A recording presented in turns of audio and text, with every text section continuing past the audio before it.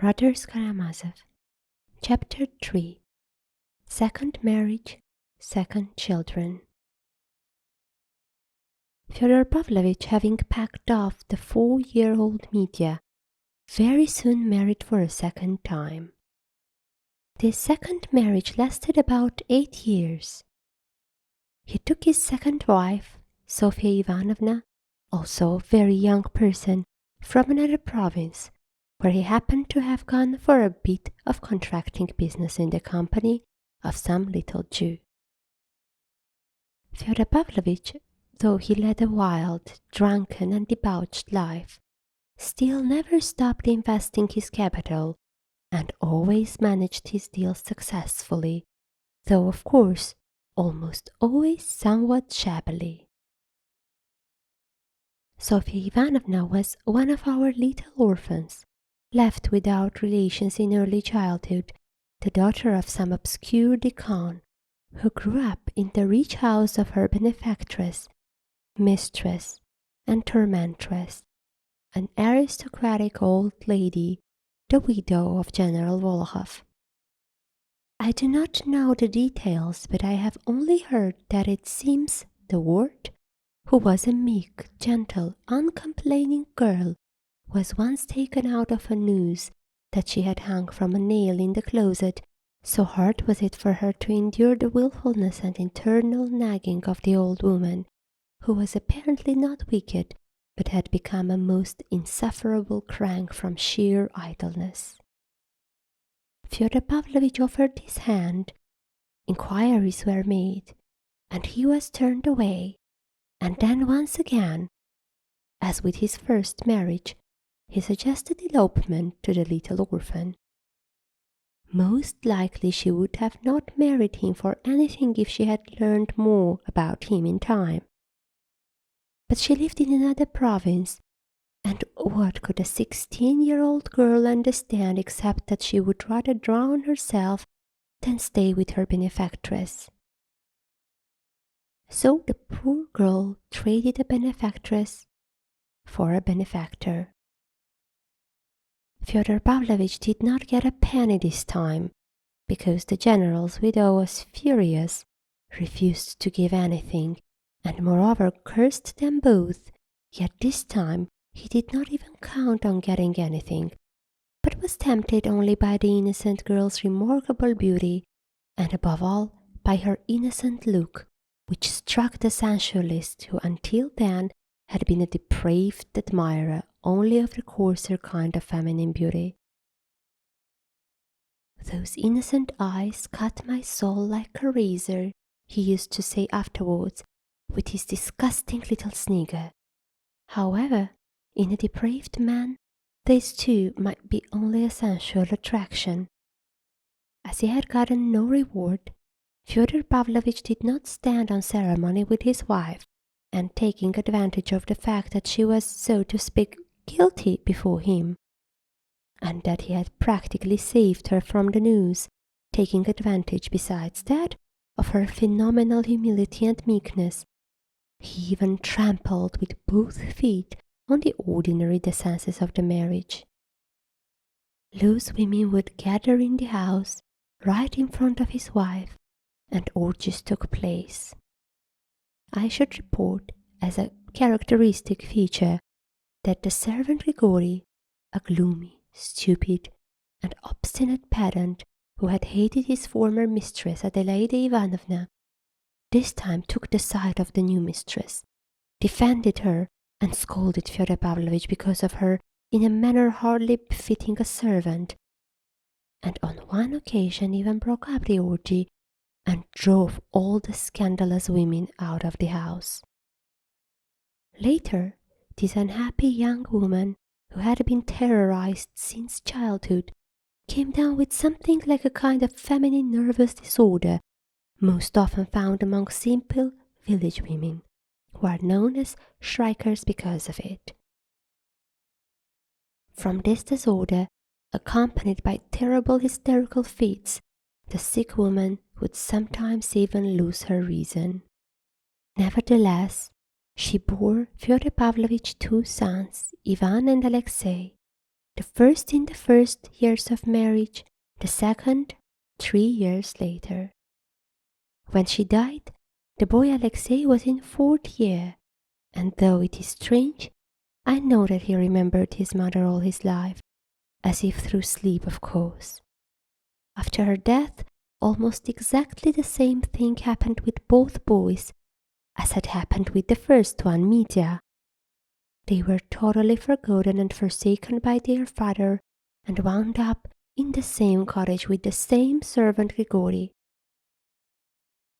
It was in this cottage that they were found by that old crank, the general's widow, their mother's mistress and benefactress.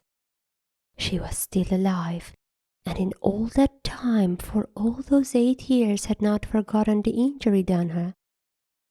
For all those 8 years she had been receiving underhandedly the most exact information about her Sophia's life, and hearing how ill she was and in what outrageous surroundings. She said aloud 2 or 3 times to her lady companions, "It serves her right. God has sent it to her for her ingratitude." Exactly 3 months after Sofia Ivanovna's death, the general's widow suddenly appeared in person in our town, right at Fyodor Pavlovich's house. She spent only about half an hour in our little town, but she accomplished a great deal. It was evening. Fyodor Pavlovich, whom she had not seen for all those 8 years, was tipsy when he came out to her. They say that the moment she saw him, without any explanations, she at once delivered him 2 good, resounding slaps and jerked him 3 times by his forelock. Then, without adding a word, she made straight to the cottage and the 2 boys. Seeing at a glance that they were unwashed and in dirty shirts, she gave one more slap to Grigori himself and announced to him that she was taking both children home with her, then carried them outside just as they were, wrapped them in a plate, put them in the carriage, and took them to her own town. Grigori bore his slap like a devoted slave without answering back, and while helping the old lady to her carriage, he bowed low and said imposingly that God would reward her for the orphans. "And you are allowed all the same," the general widow shouted as she drove away. Fyodor Pavlovich, thinking the whole thing over, found that it was a good thing, and in a formal agreement regarding his children's education by the general's widow, did not afterwards object to any point. As for the slaps he had gotten, he drove all over town telling the story himself. It so happened that the general's widow too died soon after that. In her will, however, she set aside 1,000 rubles for each of the little ones, for their education, and so that the money will be spent only on them, but in a way that will make it last until they are coming of age, for it is quite enough of a handout for such children. And if anyone else wants to, let him loosen his own purse strings. And so on, and so forth. I did not read the will myself, but I have heard that there was indeed something strange of this sort in it, and rather peculiarly expressed. The old woman's principal heir, however, turned out to be an honest man, the provincial marshal of nobility of that province, Yefim Petrovich Polenov. After an exchange of letters with Fyodor Pavlovich, he guessed at once that no one could drag any money out of him, even for the education of his own children, though he never refused directly, but in such cases always simply delayed, sometimes even pouring out sentimentalities. He took a personal interest in the orphans, and came especially to love the younger one, Alexei, who for a long time even grew up in his family. I should like the reader to remember that, from the very beginning, if there was anyone to whom the brothers were indebted for their upbringing and education for the rest of their lives, it was to this Yefim Petrovitch, a most honorable and humane man, of a kind rarely found. The thousands left to the little ones by the general's widow he kept intact, so that by the time they came of age, each thousand with interest had grown to 2,000, and meanwhile he educated them at his own expense, certainly spending far more than 1,000 on each boy. Again, for the time being, I will not go into a detailed account of their childhood and adolescence, but will note only the most important circumstances. However, of the elder, Ivan, I will only say that as he was growing up he was somehow gloomy and withdrawn, far from timid, but as if he had already perceived by the age of 10 that they were indeed living in someone else's family and on someone else's charity, that their father was such that it was a shame to speak of him, and so on and so forth. The boy began very early, almost in infancy, so they say at least, to show some sort of unusual and brilliant aptitude for learning. I do not know exactly how, but it somehow happened that he parted from Yefim Petrovitch's family when he was barely 13, passing on to one of the Moscow secondary schools and boarding with a certain experienced and then famous pedagogue, a childhood friend of Yefim Petrovitch's. Ivan himself used to say afterwards that it all happened, so to speak, because of the ardor for good works of Yefim Petrovitch, who was carried away by the idea that a boy of genius must also be educated by an educator of genius.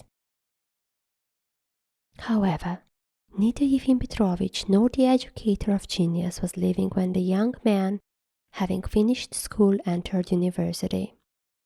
Yefim Petrovitch left his affairs in disarray, and owing to red tape and the various formalities quite unavoidable among us, there was a delay in obtaining the children's own money left to them by the cranky widow, which had grown from 1,000 to 2,000 with interest, so that for his first 2 years at the university the young man found himself in a pickle, since he was forced all the while both to feed and keep himself, and to study at the same time. It must be noted that he did not even try at the time to communicate with his father, perhaps out of pride or contempt for him, perhaps because his cold common sense told him that he would not get even the smallest token of support from his papa. Be that as it may, the young man was not at all at a loss, and did succeed in finding work, at first giving lessons at 20 kopecks an hour, and then running around to newspaper publishers, plying them with 10-line articles on street incidents, signed Eyewitness. These little articles, they say, were always so curiously and quietly written that they were soon in great demand, and even this alone the young man demonstrated his practical and intellectual superiority over the eternally needy and miserable mass of our students of both sexes, who in our capitals, from morning till night, habitually haunt the doorways of various newspapers and magazines, unable to invent anything better than the eternal repetition of one and the same plea for copying work or translations from the French. Having made the acquaintance of the editors, Ivan Fyodorovitch never broke his connection with them afterwards, and his later years at the university began to publish rather talented reviews of books on various specific subjects, so that he even became known in some literary circles. However, it was only quite recently that he had succeeded by accident in suddenly attracting to himself the particular attention of much wider circle of readers, so that a great many people at once noticed and remembered him. The incident was rather curious. Having already graduated from the university, and while preparing to go abroad on his 2,000 rubles, Ivan Fyodorovitch suddenly published in one of the big newspapers a strange article that attracted the attention even of non-experts, and above all, on a subject apparently altogether foreign to him, since he had graduated in natural science. The article dealt with the issue of ecclesiastical courts, which was then being raised everywhere. While analyzing some already existing opinions on the subject, he also expressed his own view. The main thing was the tone of the article and its remarkably unexpected conclusion. And yet many churchmen decidedly counted the author as one of their own. Suddenly, however, along with them, not only secularists but even atheists themselves began to applaud from their side. Finally, some quick-witted people concluded that the whole article was just a brazen farce and mockery. I mention this incident particularly because in time the article also penetrated our famous neighboring monastery, where there was general interest in the newly emerged issue of ecclesiastical courts, penetrated and produced complete bewilderment. When they learned the author's name, they became interested in the fact that he was a native of our own town and a son of that very same Fyodor Pavlovich. And then suddenly, just at that time, the author himself appeared among us. Why Ivan Fyodorovich came to us, then is a question I even recall asking myself at the time, almost with a certain uneasiness. This so fateful arrival, which was the start of so many consequences, long afterwards remained almost always unclear to me. Generally considered, it was strange that so learned, so proud, and seemingly so prudent a young man should suddenly appear in such a scandalous house before such a father who had ignored him all his life, who did not know or remember him, and who, though if his son had asked, he would certainly not have even given him any money for anything in the world or under any circumstances, none the less was afraid all his life that his sons Ivan and Alexei too would one day come and ask for money. And here the young man comes to live in the house of such a father, lives with him for 1 month, then for another, and they get along famously. This last fact especially astonished not only me but many others as well. Pyotr Alexandrovich Miusev, whom I have already mentioned, a distant relation of Fyodor Pavlovich's through his first wife, happened to be in the neighborhood again at that time on his nearby estate, paying us a visit from Paris, where he had already settled permanently. I remember it was precisely he who marveled most of all when he got acquainted with the young man who interested him greatly and with whom he used, not without inner pangs, to have occasional intellectual altercations. He is proud, he used to say to us about him. He will always have something in his pocket, and even now he has enough money to go abroad. What does he want here? It's clear to everyone that he did not come to his father for money, because in any case his father won't give it to him. He doesn't like drinking and debauchery, and yet the old man can't do without him. They get along so well. It was true. The young man even had a noticeable influence over the old man. The latter almost began to listen to him occasionally, though he was extremely, and at times even spitefully wilful. He even began sometimes to behave more decently. Only later did we learn that Ivan Fyodorovich had come partly at the request and on the behalf of his elder brother, Dmitri Fyodorovich, whom he had met and saw for the first time in his life on this visit, but with whom, however, he had entered into correspondence prior to his arrival from Moscow, on the occasion of a certain important matter of more concern to Dmitri Fyodorovich than to himself. What that matter was, the reader will learn fully and in detail in due time.